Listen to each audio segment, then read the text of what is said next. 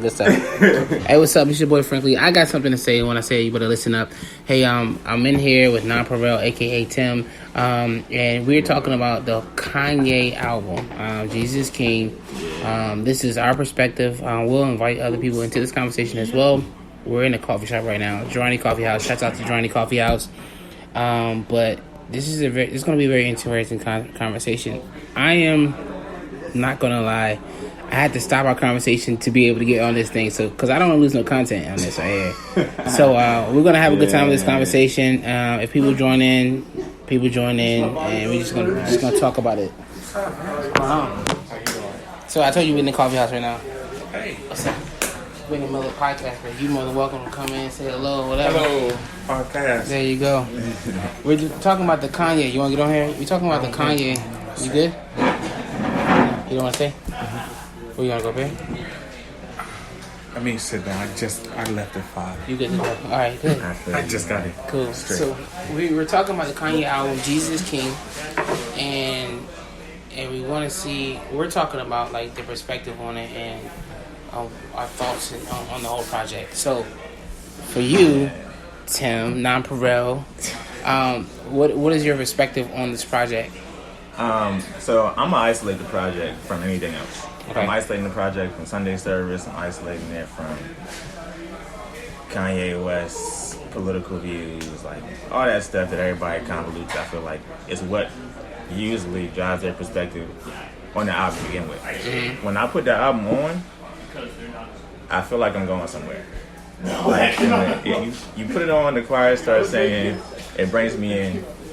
I've been hearing people say, "Oh, the mixing is trash." I'm like, what are y'all listening to? I agree. Like, when I hear this mix, I feel like I'm in, like, I'm not gonna say I'm in heaven, but like, it's a different type of attention to detail with everything in that. And also, it feels like it's anointed, number one. When you get into the tracks and how it evolves, a lot of what I think people are saying is a bad mix is purposely done as to create more of a raw factor. Like there's one song he's like, this is my I can't remember this. Yeah.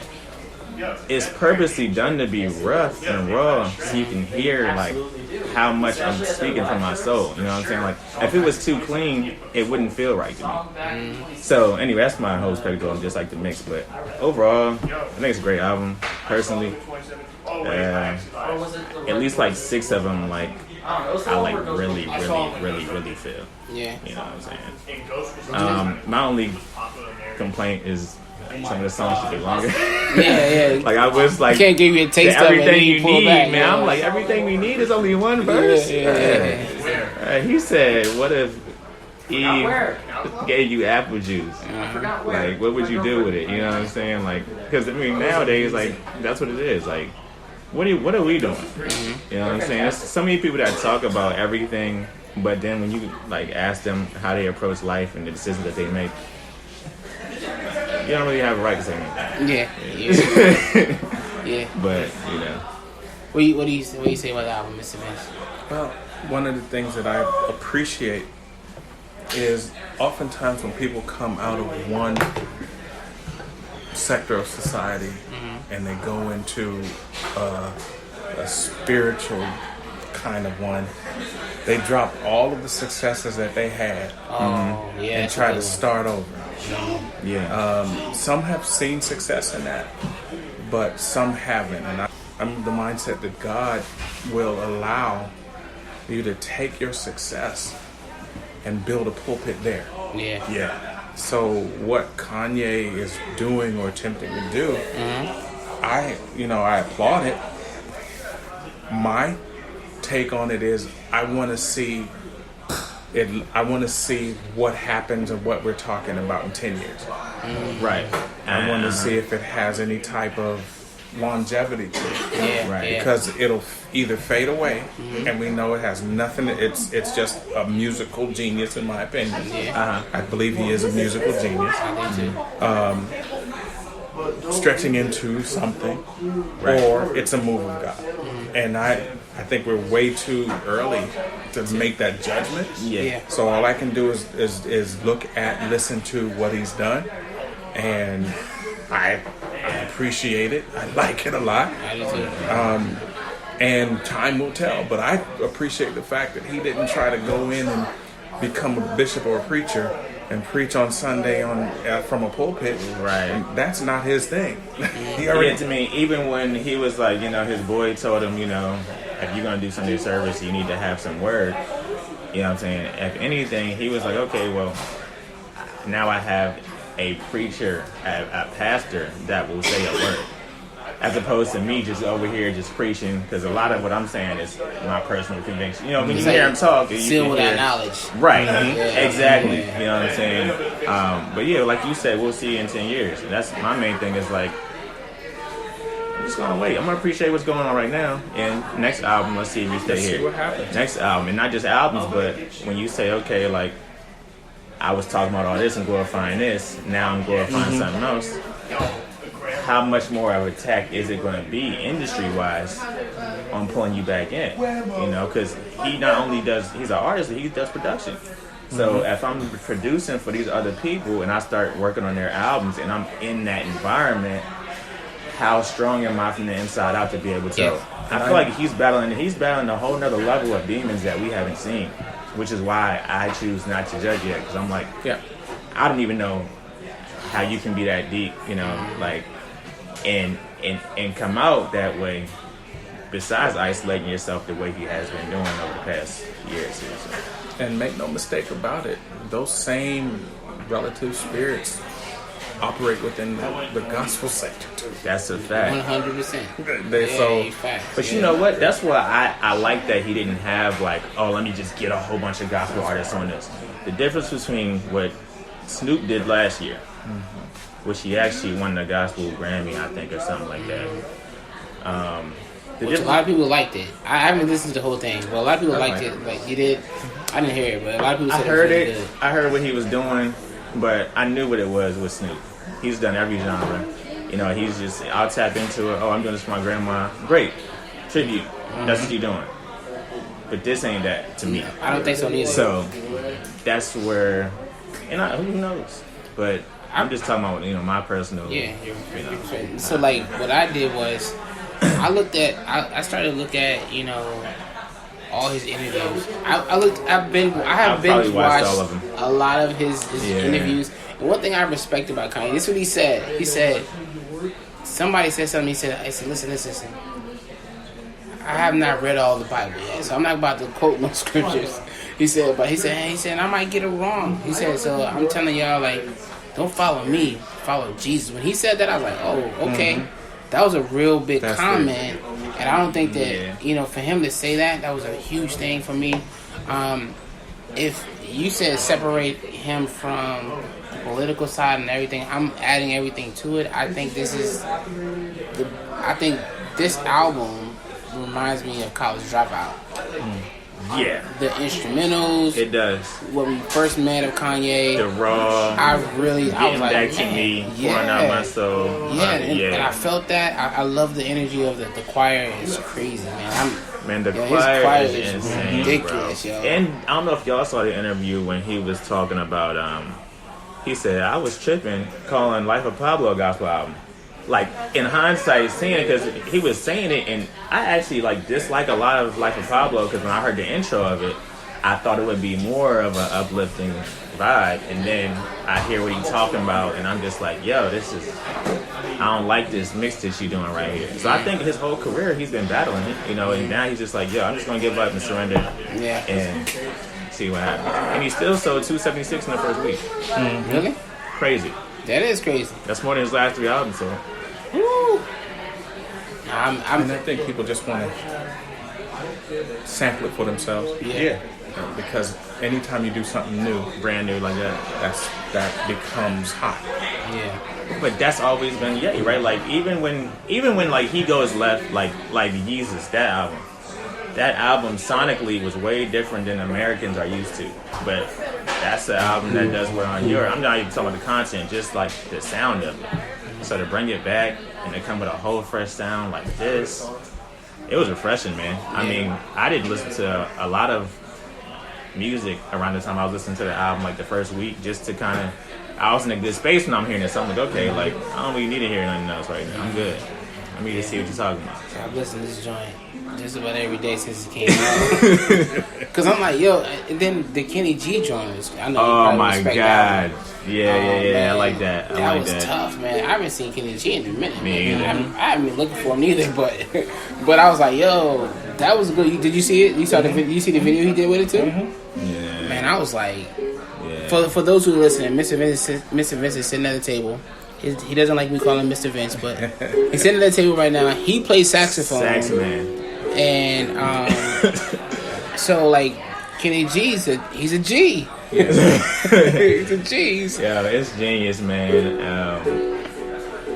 How about, so what do you think about the Fred with the auto-tune sound?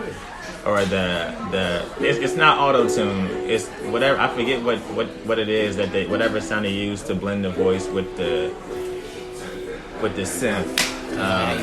There's some pizza back there if y'all want to go grab a slice. Cool, man. Appreciate it, man. But yeah, whatever they use with the synth and I was like, man, I don't know how I feel about this. So then, like, I had to listen to it, and I was like, okay, I see what you're doing. Well, honestly, I listened to it, but I wasn't really paying attention to it either. Yeah. Not being mean. You come at it from a different perspective.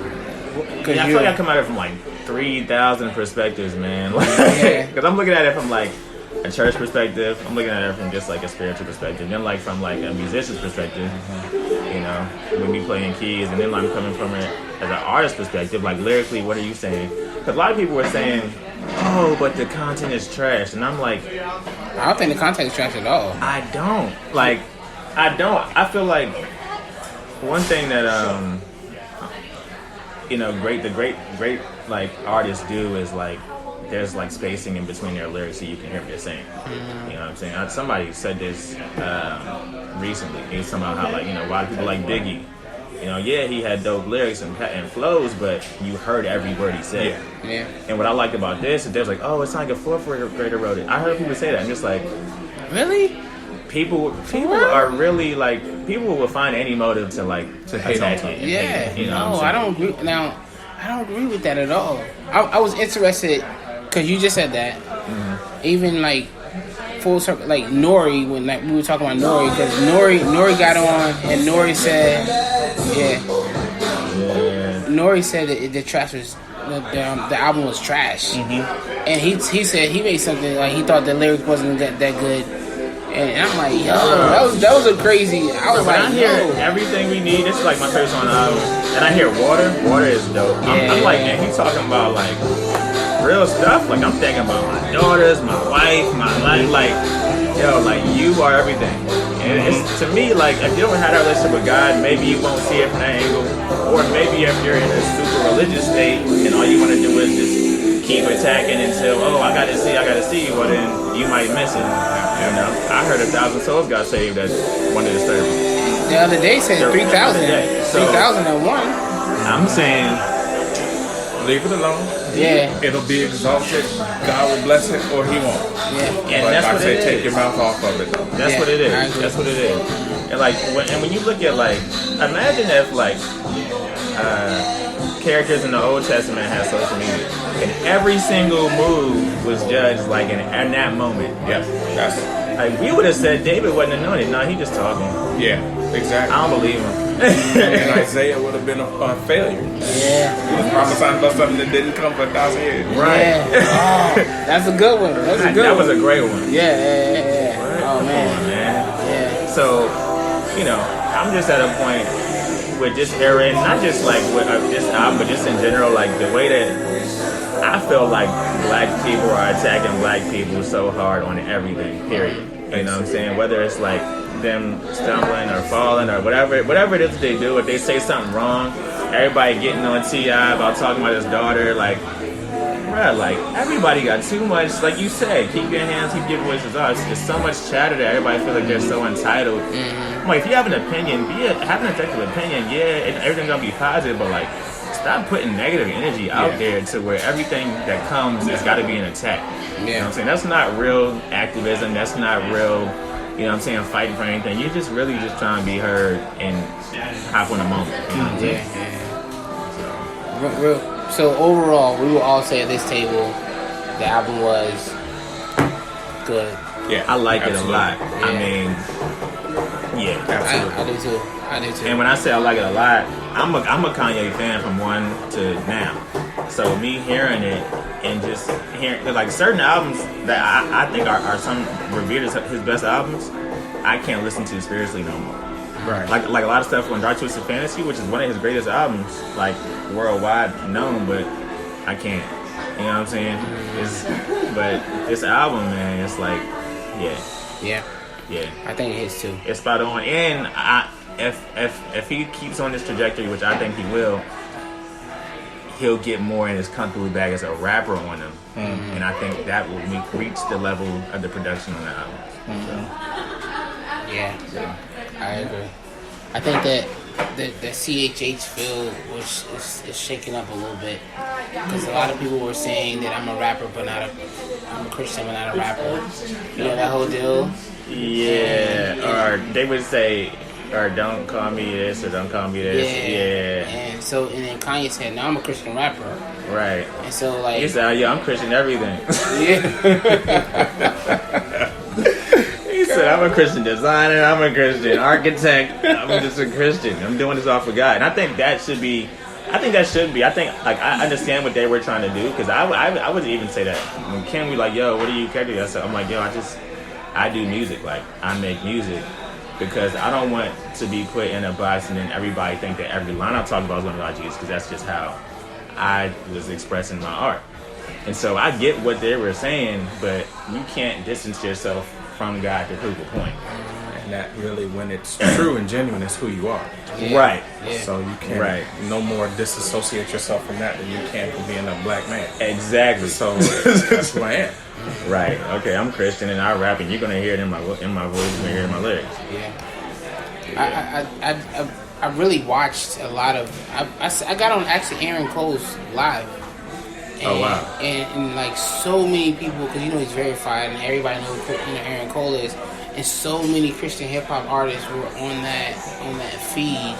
And the one thing I know about Aaron and his dad, shouts out to both of them, Aaron and Kelly. They know how to pull some strings. Yeah. And he was doing it. Uh-huh. I'm like, yo, this is crazy, because it was at least 5 artists that are big time that were on his feed, going off, like they chiming in, and he's going back and forth with them, and I thought it was a great conversation to have. Great dialogue. But I didn't know, like, I wasn't focused on the CHH field, but a lot of them are kind of like, here's Kanye. Of course, he has resources that most Christian hip hop artists don't have. Like, right. The only one that really has pull like that is probably like Lecrae. Ruslan has a lot of pull as well. Mm-hmm. But who can afford to fly a choir around? No, I know, right? Yeah, no, a whole choir. Everywhere. No. But yeah, it was interesting to see that conversation and see how people are kind of like taking it from on this side, as far as I see it,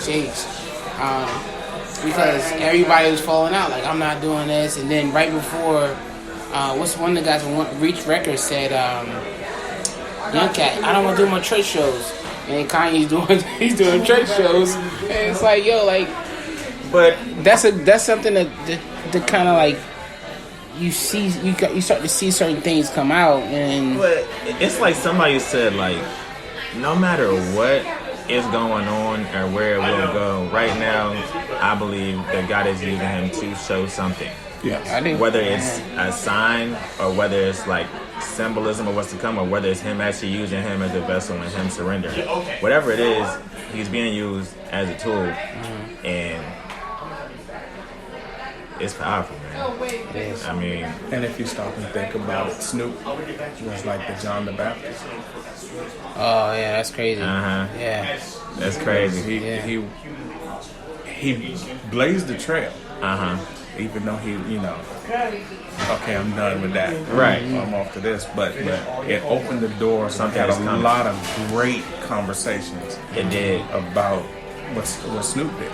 Yeah. It did. And I'm not saying if it wasn't for Snoop, it wouldn't be what Kanye's doing. But it at least opened the mind and the hearts of people to be able to say, okay. And I think they're receiving it a little different. The haters are going to hate. They're going to try to tear it down. But people, especially in different generations, are able to receive it a little bit differently now. And I really believe that the reason why a lot of hip hop culture is attacking it as opposed to backing it, because a lot of hip hop culture is attacking it. They would back Snoop more because of the lifestyle change, not really being it's just music. With this one, they have to really accept a whole different spirit. Like you got to come in a different way to be able to accept it and accept him and where he's at, and actually, receive it in that way. So I think that's where that is too. I mean, and light has to shine in darkness for it to be, effective. Yeah. Light shining on light is right. It's just more light. It's not. It. So it has to shine in the dark. Man, a lot of my friends that aren't living the best lifestyles. We're hearing their album, man, and it really had them thinking. You know what I'm saying? Like, I put it on, and one of my friends, and he was like, "Yeah, this is crazy, man. Like, I can't even do this. I can't even do this when I listen to this." And it's like, that's good. You know what I'm saying? Like, that's a start. Hey, man. It's good stuff. Good content, man. Good conversation, man. I appreciate y'all inviting me in. Thank you Yes, for coming sir. in. These Really big brothers. appreciate it. Yes, sir. I appreciate it. I gotta play something for you before I leave, man. All right. All right, guys. No one told you, one tell you. We love you. God bless. Peace.